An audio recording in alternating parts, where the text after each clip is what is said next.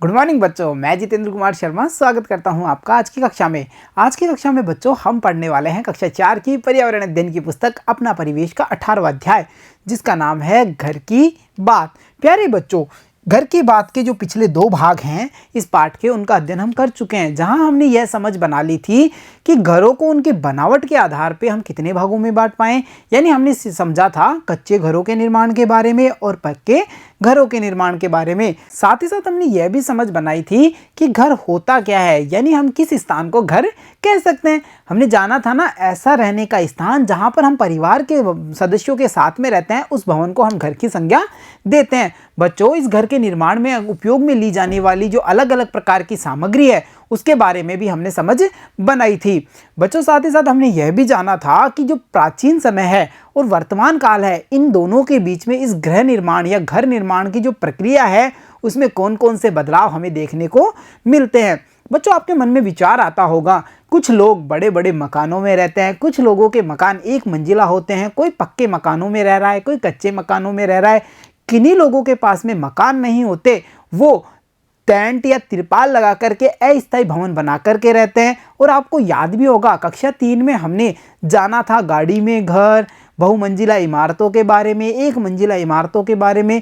यानी बच्चों, हम यह पता कर पा रहे हैं कि जो घर है उसके अनेक सारे स्वरूप होते हैं।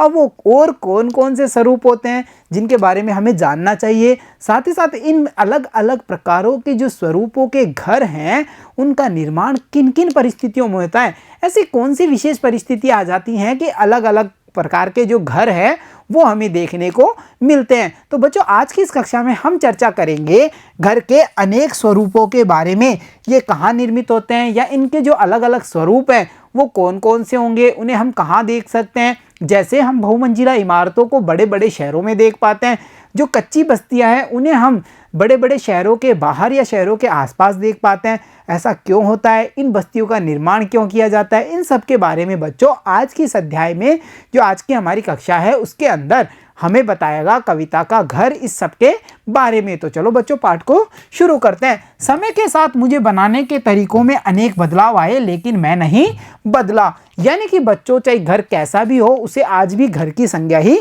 दी जाती है। धीरे धीरे इसको बनाने के जो अनेक सारे तरीके थे उसमें बदलाव आते गए, और पहले भी मुझ में परिवार रहते थे और आज भी रहते हैं। बच्चों, यानी कि घर होता वो है जहां पर परिवार के सदस्य साथ में रहते हैं, चाहे घर बड़ा हो छोटा हो, इसमें आज भी परिवार ही रहते हैं। इसीलिए यहाँ पर घर ने कहा कि समय के साथ बड़े सारे परिवर्तन तो हुए, परंतु मैं नहीं बदला। पहले भी मेरे अंदर परिवार रहते थे और आज भी मेरे अंदर परिवार रहते हैं। पहले जहां मेरे अंदर सुविधाओं की कमी थी, वहीं अब मेरे अंदर सुविधाएं बढ़ गई। जैसा हमने पाठ के शुरू में देखा था भाग संख्या 1 में कि कविता के दादाजी के द्वारा बनाए गए घर में शौचालय और स्नान घर अनुपस्थित थे, वहीं हम देख पा रहे हैं जब पिताजी ने इस घर को मॉडिफाई करवाया यानी पुनर्निर्माण करवाया तो वहां पर इसमें अनेक सारी सुविधाएं हमें देखने को मिली। तो इसीलिए घर ने कहा कि समय के साथ साथ मेरे अंदर जो अनेक सुविधाएं हैं वो बढ़ने लग गई। अब मुझ में देखो शौचालय, स्नान घर, बैठने का कमरा, सोने का कमरा, पढ़ने का कमरा, रसोई घर सब अलग अलग बनने लगे। यानी बच्चों, आधुनिक घर जो हैं, जो वर्तमान समय में जो घर निर्मित किए जाते हैं उनमें हम सब इन चीजों को देख पाते हैं। जैसे हम देख पाते हैं उनके अंदर प्रत्येक कमरे के लिए या घर में उपयोग में ली जाने के लिए बाथरूम्स होते हैं, स्नान घर होंगे, टॉयलेट्स होंगे यानी शौचालय होंगे, जैसे ही किचन भी होंगे। वहाँ पर मेहमानों के लिए अलग कक्ष होगा, शयन के लिए अलग कक्ष होंगे, पढ़ने के लिए अलग सारे कक्ष होंगे। तो हम समझ पा रहे हैं कि इन सभी सुविधाओं का समावेश होने लग गया है वर्तमान घरों में।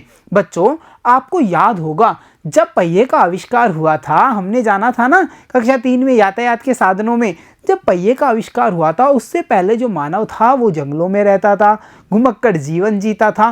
तो आपके मन में विचार आया होगा कि उस समय का जो मनुष्य था जिसे कुछ ज्ञान नहीं था, इतने सारे सामग्री का पता नहीं था, वो रहता कहाँ था, उसका घर कैसा होगा। तो जाने प्राचीन काल में मानव के घर कैसे थे।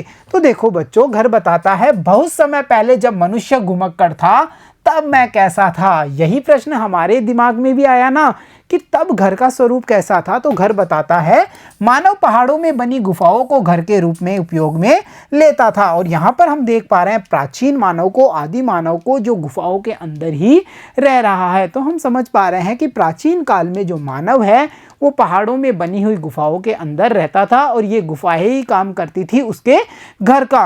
बच्चों साथ ही साथ देखिए, आजकल बड़े बड़े शहरों में तो मुझ पर एक नहीं, दो नहीं, अनेक मंजिल बनाते हैं, जैसा कि हम यहाँ देख पा रहे हैं बहुमंजिला इमारतों को। तो बच्चों हम ये समझ पा रहे हैं कि मानव ने गुफाओं के में रहना प्रारंभ किया, मानव ने एक मंजिला घर बनाए। बड़े बड़े जो नगर हैं, शहर हैं, वहां पर हमें बहुमंजिला इमारत देखने को मिलती है। साथ ही साथ देखिए बच्चों, मैं भी खुश हूं, आजकल मेरे आसपास बहुत साथी हैं। पहले हम सभी खुले में दूर दूर होते थे। प्राचीन समय में भवनों का निर्माण दूर दूर करवाया जाता था। इसमें कई सारे कारण थे बच्चों, जैसे बीमारियां फैलने का डर रहता था। प्राचीन समय में अंधविश्वास ज़्यादा होता था, तो लोगों को ये लगता था कि अगर हमारे घर के पास में किसी अन्य व्यक्ति का घर होगा तो वो हमें अनेक सारे जादू टोनों से परेशान कर सकता है। या फिर बच्चों उस समय जो बीमारियां थी वो अधिक होती थी, चिकित्सा की इतनी सुविधाएं नहीं थी, तो लोगों की यह धारणा थी कि हमें घर दूर ही बनाना चाहिए। साथ ही साथ बच्चों उस समय जनसंख्या भी कम होती थी, तो जो स्थान थे या रहने की जगह थी वो काफ़ी पर्याप्त थी। इसी वजह से घरों का निर्माण दूर दूर करवाया जाता था। इसलिए घर ने कहा कि आजकल मैं खुश हूँ क्योंकि मेरे आसपास मुझे बहुत सारे साथी मिलते हैं। अब वर्तमान समय में घरों का निर्माण पास पास करवाया जाता है। इसके अनेक सारे कारण हैं बच्चों। पहली तो ज़मीन की कमी, क्योंकि अब जनसंख्या बढ़ चुकी है, इसलिए हर व्यक्ति को उसके लिए पर्याप्त ज़मीन उपलब्ध नहीं हो पाती। इसी वजह से शहरों में भी अधिक जनसंख्या को कम स्थान पर रखने के लिए बहुमंजिला इमारतें बनाई जाती हैं। वैसे ही बच्चों जो जनसंख्या है उसकी बढ़ोतरी के कारण घरों का निर्माण पास पास होता है। इसके अलावा बच्चों हम ये भी देखते हैं कि कुछ सुरक्षा कारणों से भी घरों का निर्माण पास पास करवाया जाता है। फिर भी देखो, आजकल कुछ लोग रेलवे लाइन के आसपास बड़े बड़े पुलों के नीचे, पहाड़ियों, सड़कों आदि पर कच्ची बस्तियां बसाने लग गए हैं और वो इन्हीं बस्तियों में रहते हैं। जैसा कि हम इस इमेज में देख पा रहे हैं, एक पुल के नीचे व्यक्तियों ने अपने रहने का स्थान बना लिया है। बच्चों ये अस्थायी निवास होते हैं या फिर हम इन्हें कच्ची बस्तियों की संज्ञा भी देते हैं। अब इनका निर्माण क्यों होता है इसके बारे में हम आगे जानकारी प्राप्त करेंगे। वहां पर मैं घास फूस, तरपाल, मिट्टी, गारे आदि से बनाया जाता हूं। बच्चों जैसा कि इस इमेज में हम देख पा रहे हैं कच्ची बस्तियों की ये इमेज, जहां पर इन भवनों को बेतरतीब ढंग से बसाया गया है। यहाँ पर किसी भी प्रकार की कोई योजना से इनको बसाया नहीं गया है। ये है कच्ची बस्तियां। बच्चों यहाँ पर जो निर्माण सामग्री काम में ली जा रही है वो कच्ची भवन निर्माण सामग्री होती है, जैसे घास फूस, तरपाल, मिट्टी, गारे आदि से इनको बनाया गया है। बच्चों कच्ची बस्तियों का निर्माण होता क्यों है? बच्चों बड़े बड़े शहर होते हैं, वहाँ पर गाँवों से लोग रोजगार के लिए आते हैं और इसी रोजगार की तलाश में जब वो वहाँ पर रहना शुरू करते हैं तो उनके पास इतना धन नहीं होता कि वो शहर में मकान किराए पर ले सके। या फिर हम समझ पा रहे हैं कि जब शहर में अधिकता हो जाती है मनुष्यों की तो उन्हें आसानी से मकान उपलब्ध नहीं हो पाता, और अगर उपलब्ध होता है तो इसका किराया बहुत ही ज़्यादा होता है। इन सब स्थितियों से बचने के लिए निर्मित हो जाती हैं वहाँ पर आसपास में कच्ची बस्तियाँ, जहाँ पर हम देख पा रहे हैं कि यहाँ रहने वाले लोगों को मूलभूत सुविधाएं नहीं मिल पाएंगी। यहाँ पानी, बिजली, स्वास्थ्य जैसी सुविधाओं का अभाव होगा।